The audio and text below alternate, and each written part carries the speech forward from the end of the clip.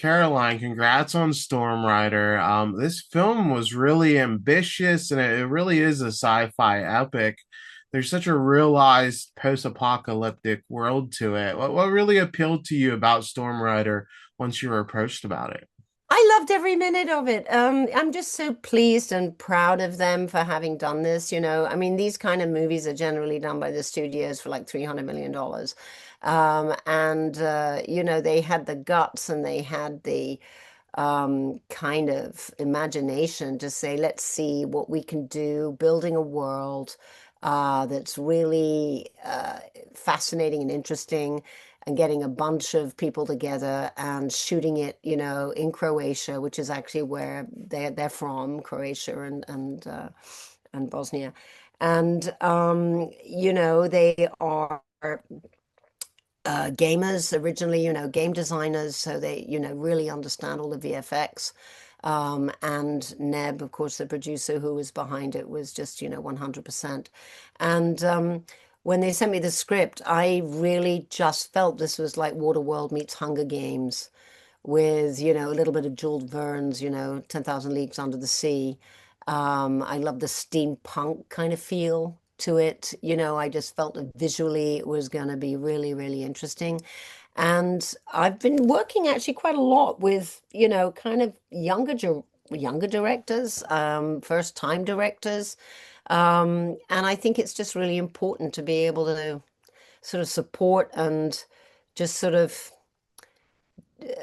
help people with their vision to get there, because it's just so hard right now too. It really is. And I think there is real room to be able to work out and find new ways of doing things and use all the kind of technical um, and technological tools that you can to kind of help bring budgets down and still tell great stories.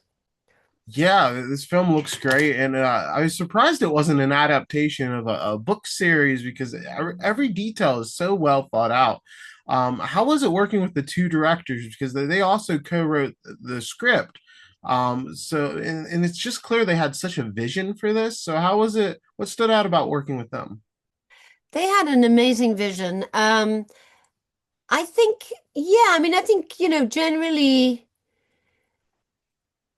two people, I've done that once before with a movie that came out a couple of years ago called So Torn, which is one of the most fabulous films I've been involved with, which was actually a father-son duo, Fred and Freddie McDonald. If you haven't seen it, you really must. So Torn, it is just quite brilliant.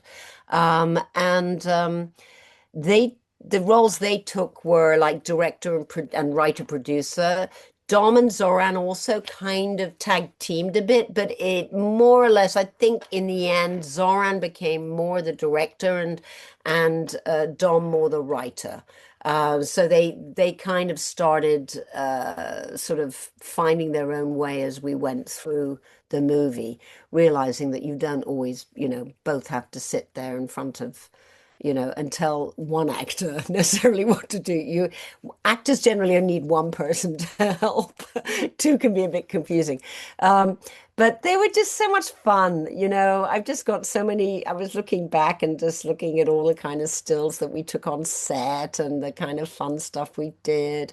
And just the enthusiasm. And, it's tough. You've got water, you've got boats, you've got kids, you have this vision that you're trying to encompass in a short period of time with a budget that is constricting you.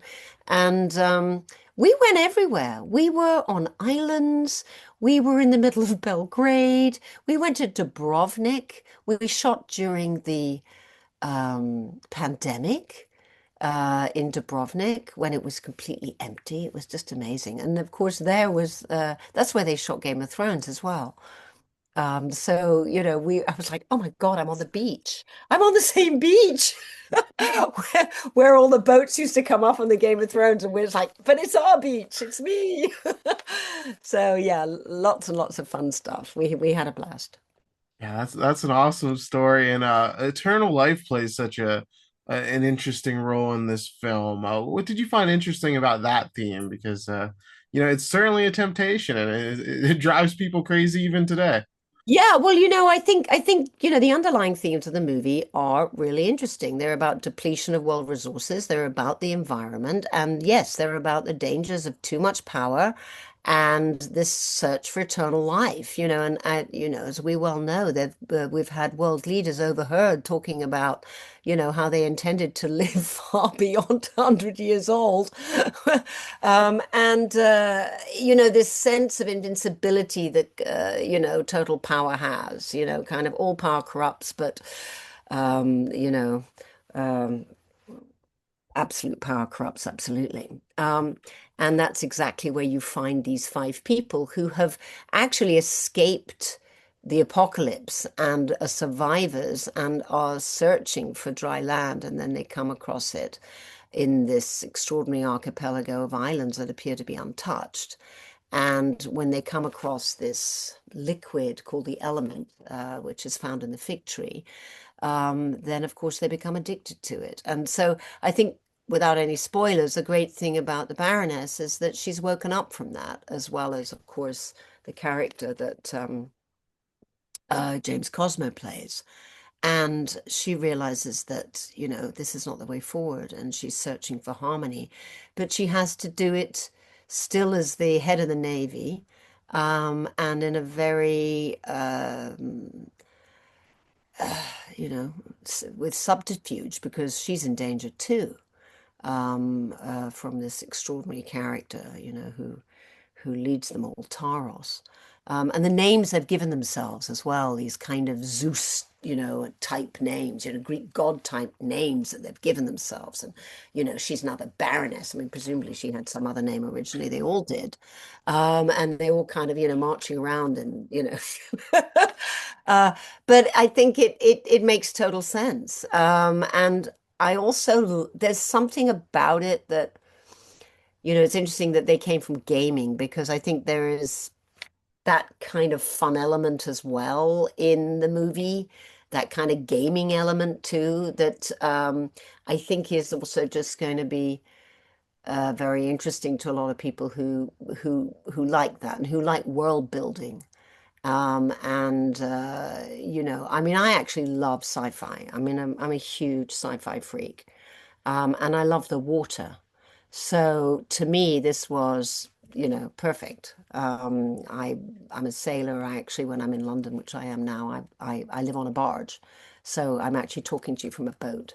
Ah, Um, that's perfect. so yeah, so the idea of going on water for me was like, oh yeah, that's a real, yeah, yeah, that's a good one. Thank you. Where do I sign up? How much water stuff am I doing? I love So that. Yeah, this yeah. is this is a really fun film, and it's clear that the world building leaves room for more sequels down the line. Hopefully, we'll Oh get them. yeah. I Thank you hope so for much. them.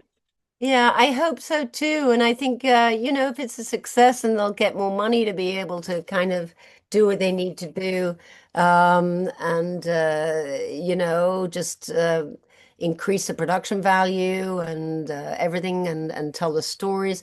But I actually think the production value is really, really impressive.